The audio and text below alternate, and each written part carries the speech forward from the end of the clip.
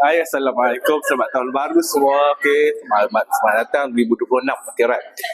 Tahun baru, chapter baru dan kita buka branch baru. Okey, sekarang saya berada di PJ Jewel, cawangan terbaru di Seri Manjung. Itu cawangan yang ke-8. Okey, tanda saya nak ucapkan kepada semua warga Seri Manjung.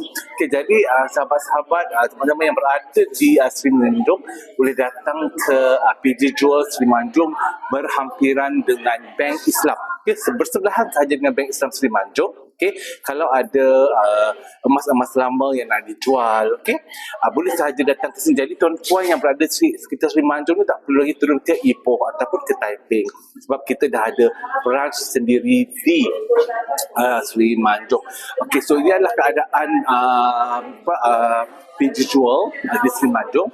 Kat sini apa yang kita boleh buat? Okay, pertama kita boleh dapatkan emas perhiasan bentuk 9999 dan juga 916. Okey, yang kedua kita juga boleh buat buyback, maksudnya jual balik emas-emas lama, emas-emas patah, emas-emas dusuh, emas yang dah tak guna tu kepada PJ Jewel.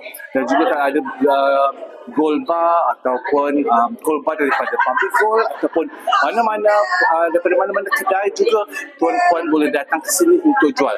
Jadi orang yang berada di sekitar Seri Manjung, okay, tak perlu lagi turun ke Ipoh, okay, sebab kita kat sini dah ada kecawangan PJ Jewel Seri Manjung. So jemput hadir, jemput hadir. Okay, pastikan tuan-puan yang nak jual emas ada dia punya PG code.